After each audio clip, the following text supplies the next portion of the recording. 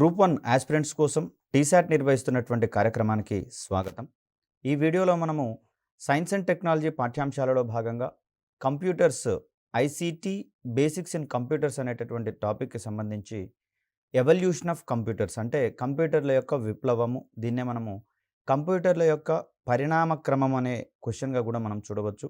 Orientation ఏదైనా సరే ప్రాచీన కాలం నుంచి కంప్యూటర్ల యొక్క పరిణామ క్రమం ఏ విధంగా ఉంది, అవి ఏ విధంగా రూపాంతరం చెందాయి ప్రస్తుతం ఉన్నటువంటి కంప్యూటర్ సంబంధించి అనే అంశాలు తెలుసుకునే ప్రయత్నం చేద్దాం. దీంట్లో భాగంగా తొలుత ఇవి కేవలం మెకానికల్ డివైజెస్గా ఉండగా, అంటే యాంత్రికపరమైనటువంటి అంశాలలో వీటిని ఉపయోగిస్తూ ఉండగా ప్రస్తుతం ఒక ఎలక్ట్రానికల్ డివైస్గా పరిణామం చెందినటువంటి క్రమాన్ని ఇక్కడ మనం గమనించవచ్చు. డైరెక్ట్ క్వశ్చన్ ఇది, కంప్యూటర్ల విప్లవాన్ని వివరించండి లేదా కంప్యూటర్ల పరిణామ క్రమాన్ని వివరించండి. దీన్ని మనము గణన యంత్రాల యొక్క చరిత్ర అని కూడా అనవచ్చు. కంప్యూటర్లనే తెలుగులో అయితే గణన యంత్రాలు అనే పేరుతో పిలుస్తాము. ఎలా రాసినా పర్వాలేదు, కానీ కరెక్ట్ టెర్మినాలజీని వాడాల్సిందిగా మనవి. ఇక్కడ చూస్తే మానవ మేధస్సు వికసించే కొలది కంప్యూటర్లు మరిన్ని ఆధునిక సొబగులు అద్దుకుంటూనే ఉన్నాయి.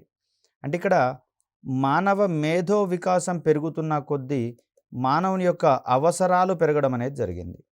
కాబట్టి డిఫరెంట్ పర్పసెస్ కోసము తన యొక్క పనిని సులభం చేసేటటువంటి క్రమంలో కొన్ని రకాలైనటువంటి ఉపకరణాలను రూపొందించాలని నిర్ణయించుకున్నాడు మానవుడు.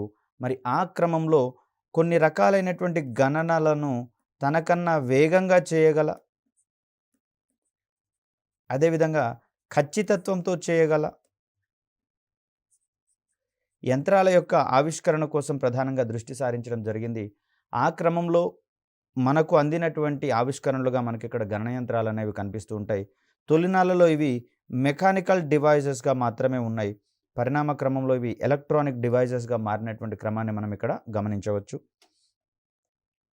సో దీంట్లో చూస్తే మానవుని అవసరాలు అనునిత్యం విస్తృతం అవుతున్నటువంటి క్రమంలో చిన్న చిన్న గణనలు సాధించే తొలినాటి రూపాల నుంచి నేడు వాణిజ్య, వాతావరణం, అణుశక్తి, విపత్తు నిర్వహణ, డిజాస్టర్ మేనేజ్మెంట్కు సంబంధించిన రంగాలలో సైతం తమదైన పాత్రను పోషించగల ఆధునిక కంప్యూటర్లు రూపుదిద్దుకున్నాయి. కంప్యూటర్ల పరిణామ క్రమంలో తొలితరం ప్రాథమిక కంప్యూటర్ల వివరాలను పరిశీలించే ప్రయత్నం చేద్దాం. ముఖ్యంగా చూస్తే చతుర్విధ ప్రక్రియలు ఉంటాయండి. చతుర్విధ ప్రక్రియలు, వీటినే మనము ఫండమెంటల్ ఆపరేషన్స్ అని చెప్తాము. ఏం లేదండి, సింపుల్గా ఎడిషను, సబ్ట్రాక్షను, మల్టిప్లికేషను, డివిజను, వీటికి సంబంధించి అర్థమెటిక్లో ఫండమెంటల్ ఆపరేషన్స్గా మనం ఇక్కడ చెప్తాం. తొలినాళ్ళలో కేవలం వీటికి మాత్రమే పరిమితమయ్యాయి కంప్యూటర్ల యొక్క ఉద్దేశాలు కావచ్చు, ప్రయోజనాలు కావచ్చు. అంటే చిన్న చిన్న సర్వసాధారణమైనటువంటి దైనందిన జీవితంలో నిత్యం ఎదురయ్యేటటువంటి చిన్న చిన్న క్యాల్కులేషన్స్ నుంచి మొదలుకొని ప్రస్తుతం వీటిని అత్యాధునికమైనటువంటి సాంకేతికత కారణంగా విభిన్న అవసరాలకు వాడుకునేటటువంటి అంశాన్ని చూస్తూ ఉన్నాం. ఫర్ ఎగ్జాంపుల్ గమనిస్తే బ్యాంకింగ్ రంగంలో కంప్యూటర్ల యొక్క ఉపయోగం అనేది చాలా ఎక్కువగా ఉంటుంది. కంప్యూటర్లు కనుక ఒకసారి సర్వర్ కలవకపోతే ఎన్ని రకాలైనటువంటి ఇబ్బందులు ఎదురవుతున్నాయో మనం ఇటీవల కాలంలో చూస్తూనే ఉన్నాం. మరి ఆ క్రమంలో చూస్తే వాతావరణ విభాగాల్లో కావచ్చు, అణుశక్తికి సంబంధించినటువంటి విభాగాల్లో కావచ్చు, విపత్తు నిర్వహణకు సంబంధించి కావచ్చు, ఇలా ఏ రంగం చూసినా కూడా కంప్యూటర్లు అనేవి తమ యొక్క ప్రాధాన్యతను చాటుకుంటూనే ఉన్నాయి. మరి తొలినాళ్ళలో వీటిని ఏ విధంగా రూపొందించారు, వాటికి సంబంధించినటువంటి ఆపరేషన్స్ అంటే అవి నిర్వర్తించగల విధులు ఏ విధంగా ఉన్నాయనే అంశాలు తెలుసుకునే ప్రయత్నం చేద్దాం. తొలినాళ్ళలో అందినటువంటి గణన యంత్రంగా చూస్తే మనకి ఇక్కడ అబాకస్ అనేది కనిపిస్తుంది. దీన్ని 1602లో రూపొందించినట్లుగా మనకి ఇక్కడ తెలుస్తుంది. చరిత్రలోనే మొదటి యాంత్రిక గణన యంత్రం ఇది. దీన్ని మెకానికల్ కంప్యూటర్గా చెప్తాం లేదా మెకానికల్ డివైస్గా చెప్తాం. దీనిని చైనీయులు రూపొందించినట్లుగా మనకి ఇక్కడ తెలుస్తుంది. ప్రస్తుతం కూడా దీనికి సంబంధించి మెంటల్ క్యాల్కులేషన్స్ అంటే మానసికంగా మనసులోనే గణనలు చేసుకునేటటువంటి క్రమంలో వీటిని మనం నేటికి ఉపయోగిస్తున్నటువంటి సంగతి తెలిసిందే. దీని ద్వారా కొన్ని రకాలైనటువంటి క్యాల్కులేషన్స్ని ఈజీగా మనసులోనే చెప్పి వాటికి సంబంధించినటువంటి ఆన్సర్ను బయటికి చెప్పే క్రమం మనం చూడవచ్చు. దీనివల్ల మేధో సామర్థ్యం వికసించేటటువంటి అవకాశం కూడా ఉంది అబాకస్ వంటి ఉపకరణాల వినియోగం వల్ల. అదేవిధంగా చూస్తే సంకలనము, వ్యవకలనము, స్క్వేర్ రూట్స్, వర్గమూలాలకు సంబంధించినటువంటి క్యాల్కులేషన్స్ని దీని ద్వారా నిర్వహించేటటువంటి వీలుంది. ఇవి సర్వసాధారణమైనటువంటి చిన్న చిన్న గణనలుగానే మనకి ఇక్కడ కనిపిస్తూ ఉన్నాయి. అదేవిధంగా చూస్తే మరొక కీలకమైనటువంటి గణన యంత్రంగా మనకి ఇక్కడ నేపియర్ బోన్స్ అనేది కనిపిస్తూ ఉంది. ఇప్పటికీ కూడా నేపియర్ పట్టికల ద్వారా మనకు గుణకార సంబంధమైనటువంటి ప్రక్రియలు చాలా ఈజీగా చేసుకునేటటువంటి క్రమం చూడవచ్చు. మరి దీన్ని స్కాట్లాండ్కు చెందినటువంటి జాన్ నేపియర్ రూపొందించడం జరిగింది. 0 నుంచి 9 వరకు అంకెలను త్రిమితీయ నమూనాలో అమర్చి గణనలు చేయడం అనేది ఇక్కడ మనకు జరుగుతుంది. దీనికి సంబంధించి చూస్తే గణించిన తదుపరి అంటే క్యాల్కులేషన్స్ అయిపోయిన తర్వాత ఫలితం అనేది గ్రాఫికల్ విధానంలో అందించబడుతుంది నేపియర్ బోన్స్ అనేటటువంటిది. ఒక రకంగా చూస్తే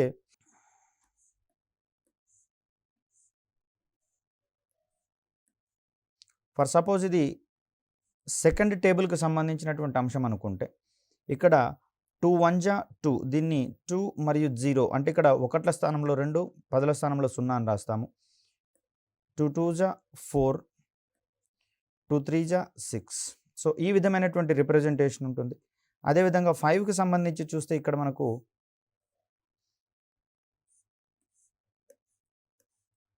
సో 5 1 జా 5 5 2 జా 10 5 3 జా 15. సో ఈ క్రమమైనటువంటి అమరికను చూస్తాం. సో ఒకవేళ 25 3 జా కావాలనుకోండి, సో దీంట్లో ఈ స్లాంట్ లైన్స్ మధ్యలో ఉన్నటువంటి అంకెలు రెండింటిని యాడ్ చేసుకోవాలి. దాని పక్కన నెక్స్ట్ అంకె రాసుకోవాలి. సో 6 + 1 7 5 కాబట్టి 75 అనేది మనకి ఇక్కడ ఆన్సర్ అవుతుంది. ఈ రకంగా 3/3 గణనలు అంటే 3 అంకెల సంఖ్యను 3 అంకెల సంఖ్యతో గుణించడము, 4/4 గణనలు, 3/4 గణనలు, ఈ విధంగా ఎంత పెద్ద గణాంకాలనైనా సరే ఎంత పెద్ద క్యాల్కులేషన్స్నైనా మనం చేయగలిగేటటువంటి వీలుంది. వితిన్ షార్ట్ ఎఫర్ట్ తోటే మనకు రెగ్యులర్గా చేసేటటువంటి ప్రాసెస్తో కంపేర్ చేస్తే నేపియర్ పట్టికల ద్వారా చాలా సులభమైనటువంటి గణనలు సాధించడం అనేది సాధ్యమవుతుంది. అదేవిధంగా చాలా తక్కువ సమయంలోనే గణనలు చేయడానికి కూడా అవకాశం ఉంటుంది. మరి ఇక్కడ ఈ గణనలు అనేవి నేపియర్ పట్టికల ద్వారా చూస్తే అవి మనకు గ్రాఫికల్ రూపంలో అందేటటువంటి వీలు కనిపిస్తుంది. ఇక్కడ ముఖ్యంగా చూస్తే నిలువు మరియు అడ్డు వరుసల్లో ఎముకల అమరికల సహాయంతో, పేరులోనే ఉంది నేపియర్ బోన్స్ అంటున్నాం కాబట్టి గుణకార సమస్యలను పరిష్కరించేటటువంటి వీలుంది. ఈ సాంకేతికతని మరో రకంగా రాబ్డోలాజియా అనేటటువంటి పేరుతో పిలవడం అనేది జరుగుతుంది.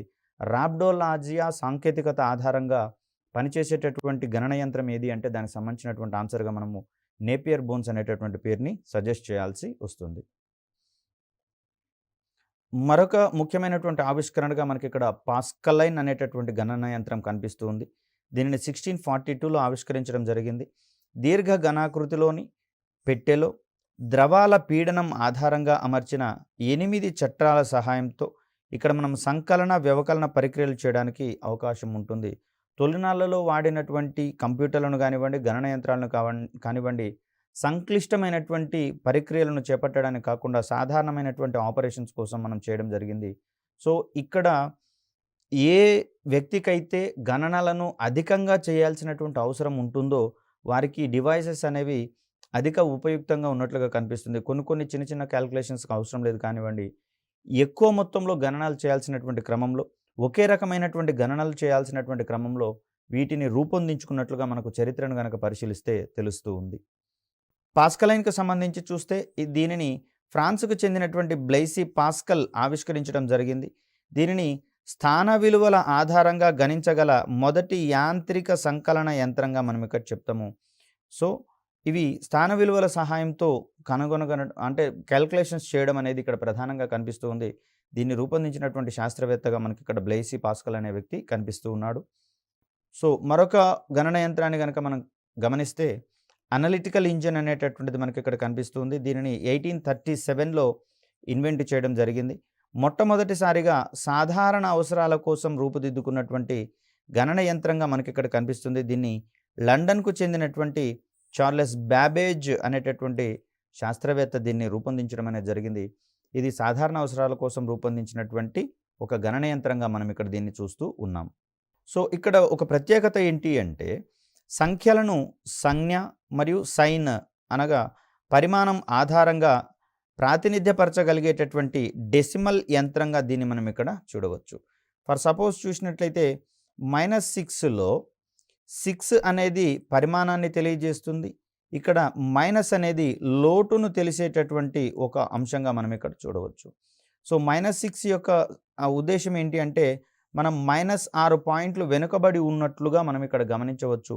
మరి ఇలాంటి సంఖ్యలను సైతం అదేవిధంగా చూస్తే -6.4 ఇలాంటి సంఖ్యలను సైతం మనం ఇక్కడ రిప్రజెంట్ చేసేటటువంటి వీలున్న ఒక యంత్రంగా డెసిమల్ యంత్రంగా మనకిక్కడ ఈ మిషన్ అనేది కనిపిస్తూ ఉంది.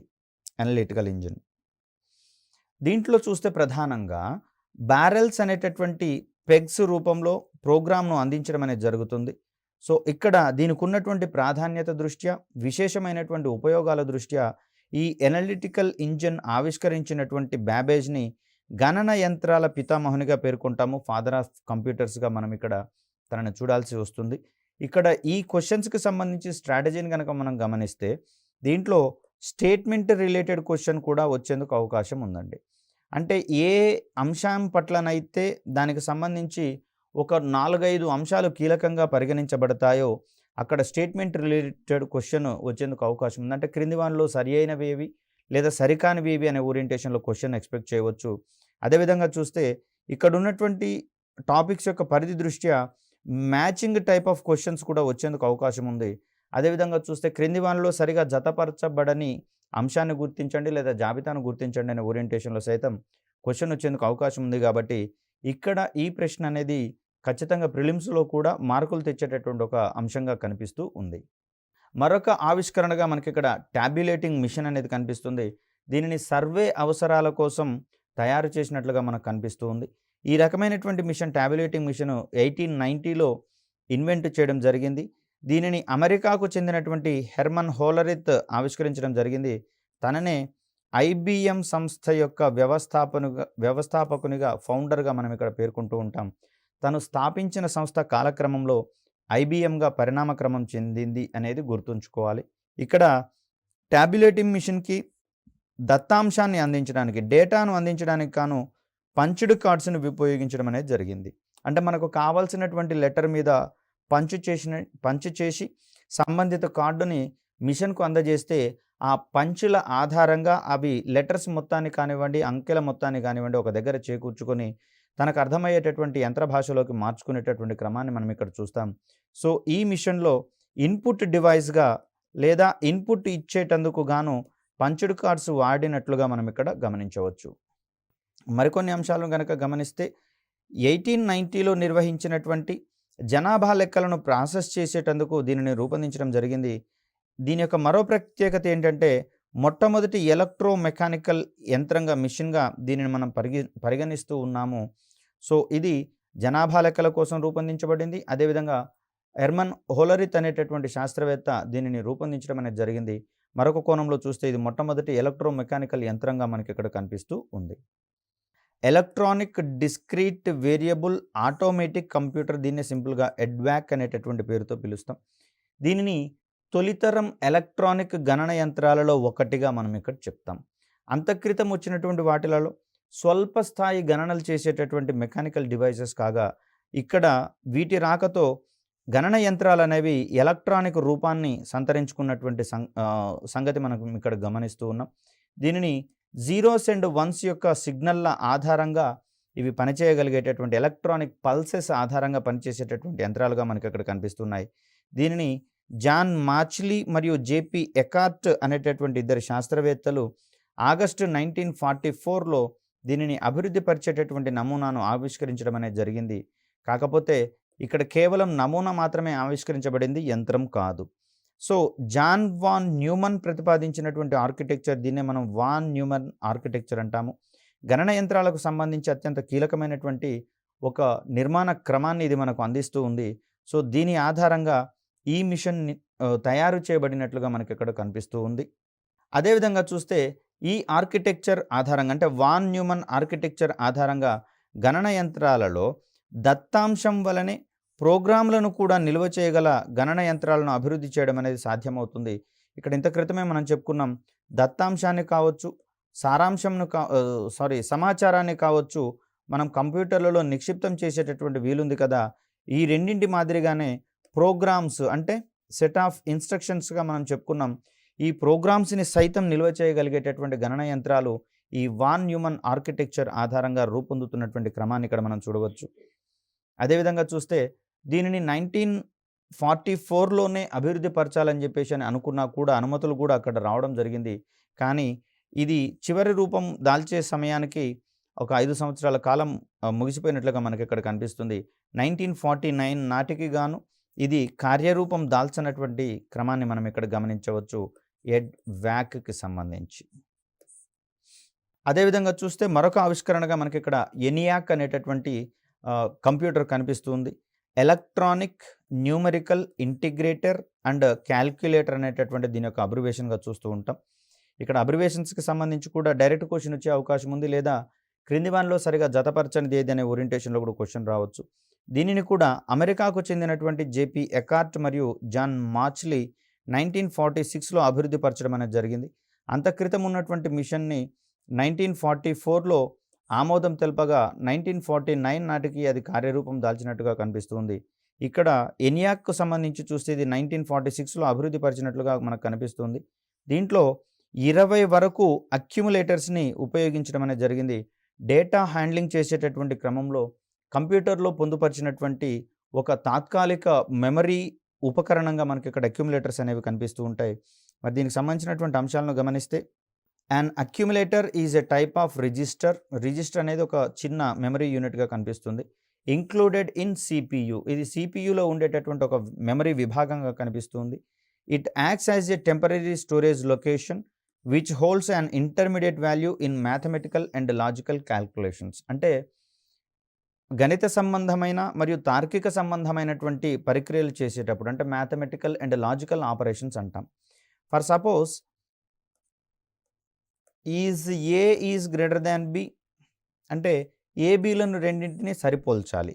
ఒకవేళ ఎస్ అయితే is A is greater than B, big is equal to A or big is equal to B.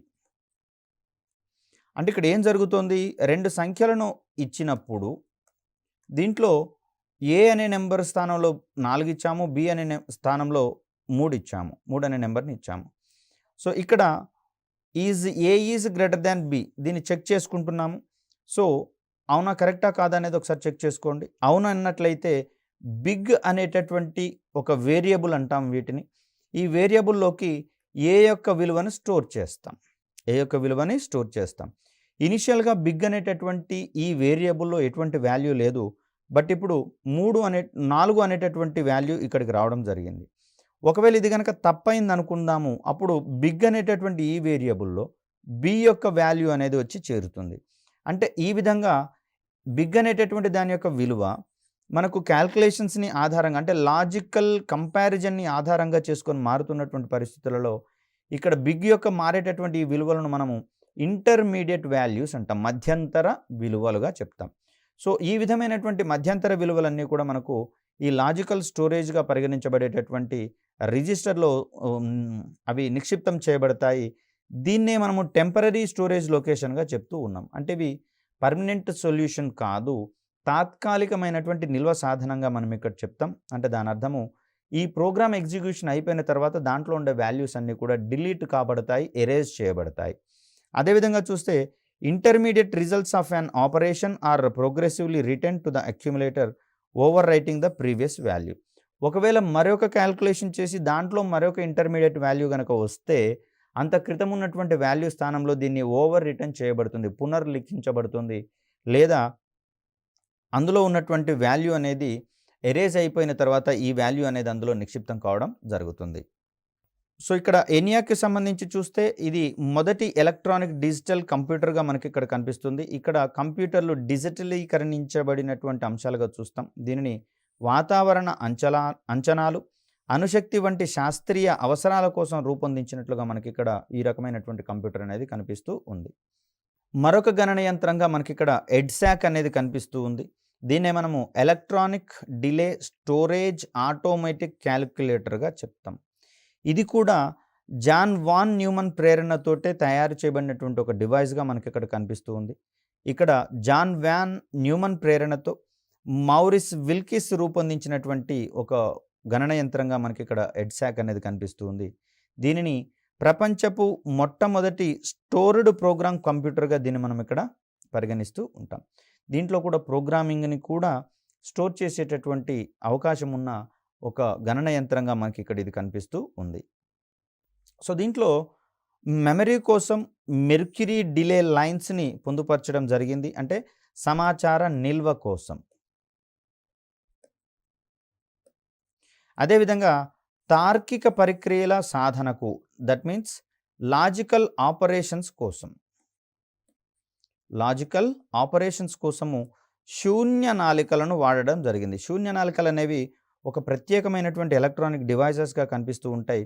వీటి యొక్క పరిమాణం అనేది రకరకాలుగా ఉంటుంది వినియోగించేటటువంటి అంశాన్ని బట్టి. దీంట్లో ఉష్ణాన్ని అందించడం ద్వారా అవి స్వేచ్ఛా ఎలక్ట్రాన్లను విడుదల చేస్తాయి అనే ధర్మం ఆధారంగా ఈ వాక్యూమ్ ట్యూబ్స్ అనేవి పనిచేస్తూ ఉంటాయి. ఓకేనండి. దీన్ని జాన్ ఆంబ్రోస్ ఫ్లెమింగ్ వీటిని రూపొందించడం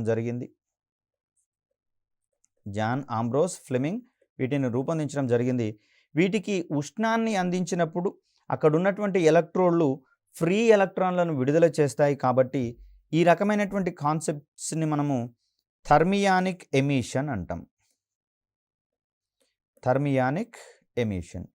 కాబట్టే ఈ శూన్య నాళికలకు మరో రకంగా థర్మియానిక్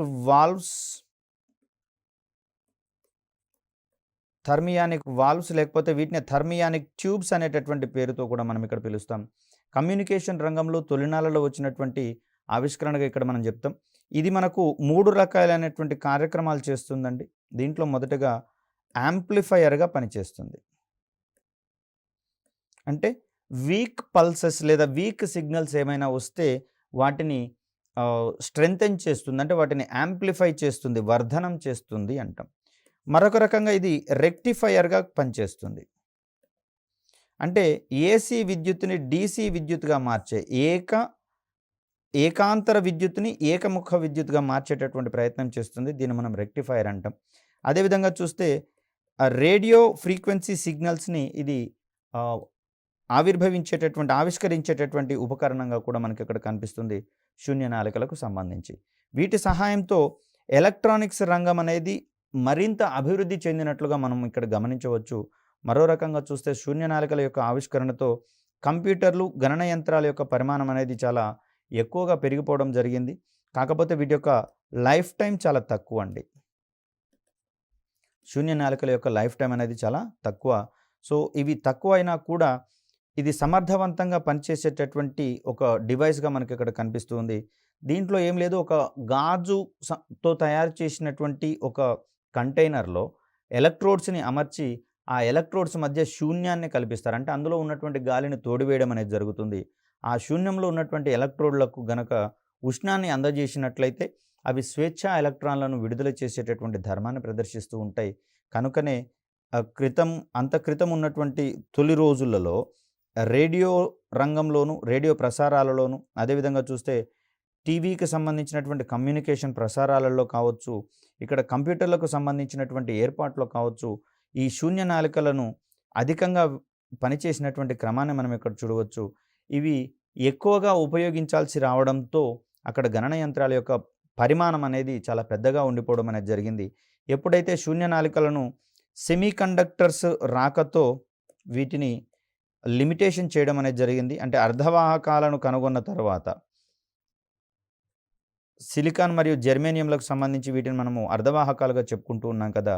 ఈ అర్ధవాహకాల ఆవిష్కరణతో శూన్య నాళికల యొక్క ప్రాధాన్యత తగ్గిపోయి కంప్యూటర్ల యొక్క జనరేషన్లో 2వ, 3వ, 4వ తరం కంప్యూటర్లు అనేవి ఆవిర్భవించడం జరిగింది. వీటిని ప్రధానంగా చూస్తే మొదటి తరం కంప్యూటర్లలో వాడినటువంటి ఉపకరణాలుగా మనకి ఇక్కడ శూన్య నాళికలు కనిపిస్తూ ఉంటాయి. సో ఇక్కడ చూస్తే మరొక అద్భుతమైనటువంటి ఆవిష్కరణగా మనకి ఇక్కడ యూనివర్సల్ అడ్వాన్స్డ్ కంప్యూటర్ అనేది కనిపిస్తుంది. దీన్ని మనము యూనివాక్ అంటాము. దీనిని 1951లో జేపీ ఎకార్ట్ మరియు జాన్ మాచ్లీలు దీన్ని ఆవిష్కరించడం అనేది జరిగింది. ప్రధానంగా వీరి యొక్క కృషి అనేది తొలినాళ్లలో వచ్చినటువంటి ఎలక్ట్రానిక్ గణన యంత్రాలలో విరివిగా ఉన్నట్లుగా మనకి ఇక్కడ కనిపిస్తుంది. జాన్ వాన్ న్యూమన్ అందించినటువంటి ఆర్కిటెక్చర్ ఆధారంగా రూపొందించినటువంటి గణన యంత్రాలు వీరు ఆవిష్కరణలో ఎక్కువగా వెలువడడం అనేది మనం ఇక్కడ గమనిస్తూ ఉన్నాం.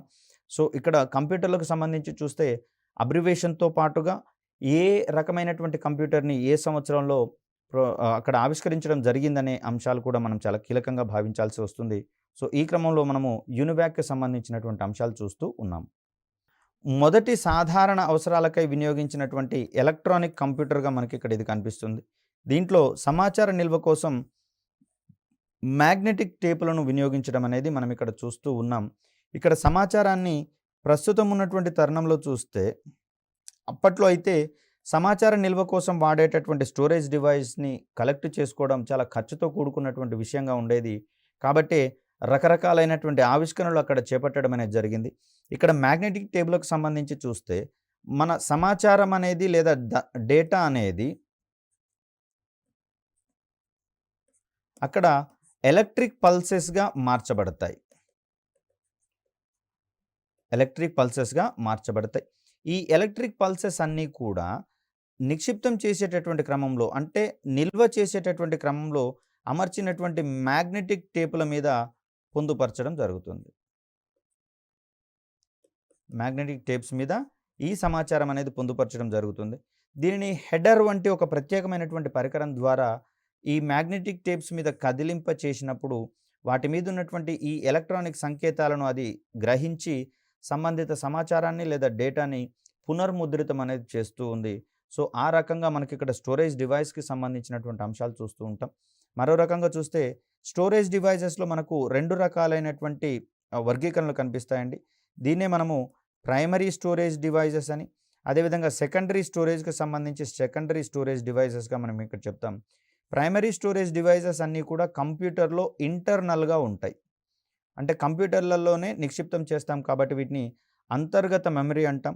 సెకండరీ డివైసెస్ మొత్తం కూడా మనము ఎక్స్టర్నల్‌గా సమకూర్చుకోవాల్సి వస్తది. అంటే వీటిని తిరిగి కొనుగోలు చేయాల్సి వస్తది. ఇంటర్నల్ మెమరీని మనం మళ్ళీ కొనాల్సినటువంటి అవసరం ఉండదు. కంప్యూటర్‌ని కొనుగోలు చేసినప్పుడు ఆ కంప్యూటర్‌తో పాటుగానే ప్రైమరీ స్టోరేజ్ కూడా ప్రొవైడ్ చేయబడుతుంది. బట్ మన యొక్క అవసరాల కోసం అధిక పరిమాణంలో ఉండేటటువంటి స్టోరేజ్ ఉపకరణాలను వాడాలి అనుకుంటే అటువంటి వాటిని మనం ఇక్కడ ఎక్స్టర్నల్ స్టోరేజ్ డివైసెస్‌గా మనం ఇక్కడ చెప్తాం. హార్డ్ డిస్క్స్ అనేవి కావచ్చు, ఎస్ఎస్‌డీస్ అనేటటువంటివి ఇవన్నీ కూడా ఫ్లాపీ కావచ్చు, పెన్ డ్రైవ్ కావచ్చు, సీడీలు కావచ్చు, డీవీడీలు కావచ్చు, ఇవన్నీ కూడా మనకు ఎక్స్టర్నల్ డివైసెస్‌గా స్టోరేజ్ డివైసెస్‌గా మనకి ఇక్కడ కనిపిస్తూ ఉన్నాయి. ప్రైమరీ విషయానికి వచ్చేసరికల్లా మరొక 2 రకాలైనటువంటి స్టోరేజ్ విభాగాలు మనకు అందుబాటులో ఉన్నాయి. దీంట్లో ఒక దానిని ర్యామ్‌గా చెప్తాం. మరొక దాన్ని ఆర్ఓఎంగా చెప్తాం. దీంట్లో ఉన్నటువంటి డేటా, ర్యామ్‌లో ఉన్నటువంటి డేటా శాశ్వతత్వాన్ని కలిగి ఉండదు.